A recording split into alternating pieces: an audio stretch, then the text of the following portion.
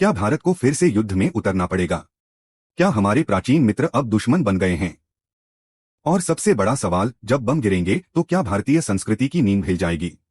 Thailand और Cambodia, दो देश, एक जैसी संस्कृति, और अब आमने सामने युद्ध के मैदान में।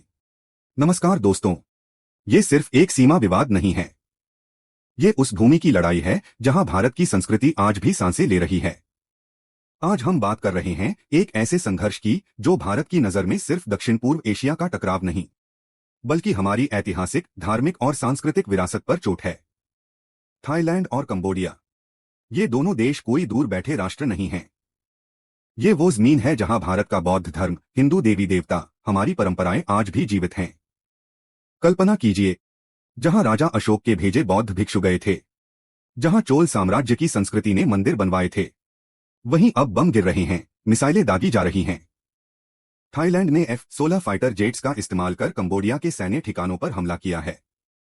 इससे पहले कंबोडिया ने रॉकेट और शेल दागे थे थाईलैंड की ओर। संघर्ष की वजह, प्राचीन मंदिरों पर दावा।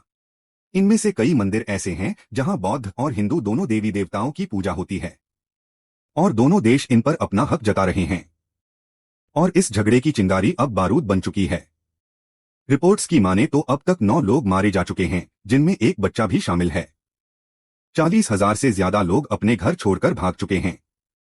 लेकिन सबसे बड़ा सवाल, भारत क्या करेगा? क्या हम सिर्फ तमाशबीन बनकर रहेंगे? भारत जो इन दोनों देशों का सांस्कृतिक जनक है, भारत जो बुद्ध की करुणा और श्री राम की मर्यादा का संदेश देता है, उसी भारत की जिम्मेदारी है इस आग को बुझाने की। दोस्तों, ये सिर्फ दो देशों की जंग नहीं है, ये हमारी संस्कृति की परीक्षा है।